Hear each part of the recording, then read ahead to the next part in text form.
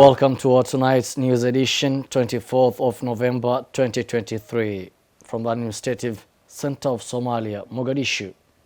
This is Somalia's premier #1 station for news and updates, Dalsan TV. I'm your presenter, Abdulrahman Yusuf.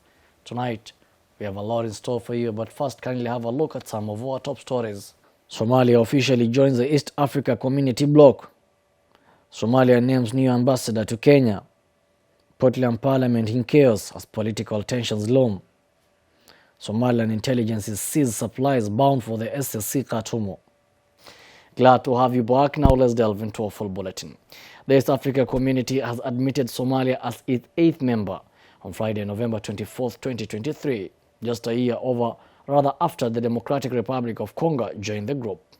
Following fruitful negotiations that lasted nearly a year, Mogadishu's admission into the bloc was approved by leaders of the region during the 23rd Ordinary Summit of the Heads of State, which was held in Arusha, Tanzania on today. The East Africa Community Bloc has officially admitted Somalia as its 8th member, just over a year after the Democratic Republic of Congo joined the group. Following fruitful negotiations that lasted nearly a year, Mogadishu's admission into the bloc was approved by leaders of the region during the 23rd Ordinary Summit of the Heads of States, which was held in Arusha, Tanzania on the same day. Following the protracted meeting behind closed doors that lasted more than 5 hours, Somalia's formal admission to the bloc was agreed upon according to outgoing chairperson Evariste Ndayamishia of Burundi.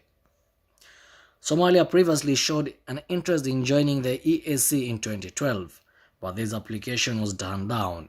Both applications have been initiated by President Hassan Sheikh Mohamud, who assumed office for the second time in May 2022 as the 10th president after serving as the 8th president of the country previously. Following talks between Somalia and the EAC officials in August, a report was prepared and sent to the Council of Ministers for review prior to being sent to this Friday's Heads of State Summit. As part of the EAC's expansion plan to include the entire Horn of Africa, possibly including Ethiopia and Sudan, Somalia's entry will now make room for admission of its neighbors, Eritrea and Djibouti.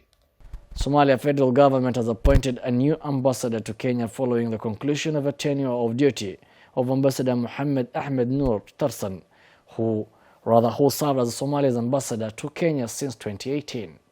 President Hassan Sheikh Mohamud named Jabril Ibrahim Abdullah as the new envoy to Kenya.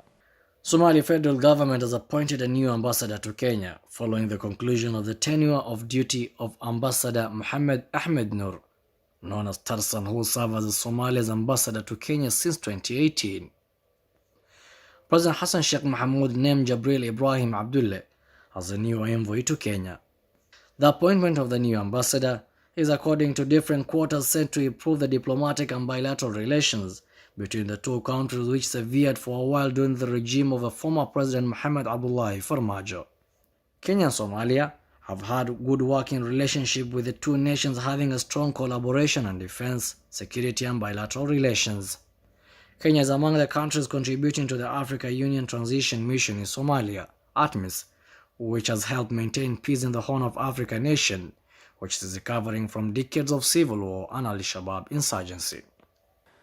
The Portland Regional State parliamentarians accused Speaker Abdurrashid Yusuf Jibril of undermining the parliament's independence to enforce President Dennis' political will. The parliamentarians claimed that the Speaker thwarted attempts to bring peace to Garowe City and end the conflict that arose from election dispute and the remarks made by the locals to the media on Friday. Portland Regional State parliamentarians accused their Speaker Abdurrashid Yusuf Jibril of undermining Parliament's independence to enforce President Dennis' political will. The parliamentarians claim that Speaker has thwarted attempts to bring peace to Garowe City and end the conflict that arose from the election dispute in remarks they made to the local media on Friday. The parliamentarians claim that the Speaker has thwarted attempts to bring peace to Garowe City and end the conflict that arose from the election dispute in remarks they made to the media. They claim that the Speaker was endangering Portland's peace and stability, and emphasized that the election law will not be changed.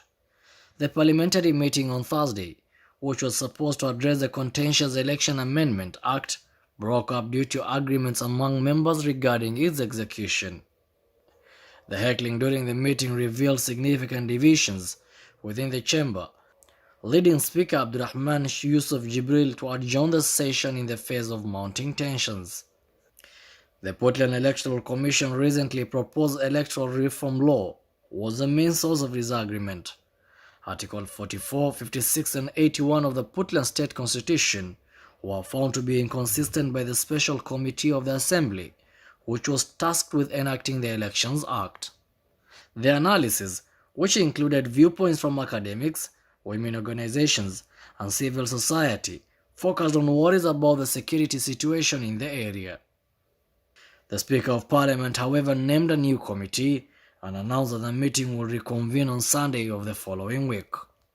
Somalian intelligence agencies seized medical equipment and tires bound for last honored SSC Khartoum administration on Friday. Following nearly 2 months of normalcy in the Sol region, fighting between the SSC and Somaliland army forces flared up again last week. Here's a full story. Somaliland intelligence agencies seized medical equipment and tires bound for last honored SSC Khartoum administration on Friday. The statement also said intelligence agency dismantled a network that was providing last honored with medical services including first aid kits with the help of security forces. Following nearly 2 months of normalcy in the Sol region, fighting between Somaliland army and the SSC Khartoum forces flared up again last week. The recent fighting in border Kane and Yale on Wednesday resulted in casualties on both sides. Additionally, the SSC Khartoum administration reportedly displayed 7 prisoners captured during Wednesday's fighting between the Somaliland army and the SSC Khartoum forces in the Sol region. Lovely viewers, that's all we are prepared for you tonight from our desk here in Mogadishu. I wish to thank my team that made this news bulletin a success, and you are a lovely viewer wherever you're watching us from. Kindly thank you and kindly stay put for more stories in our subsequent bulletins.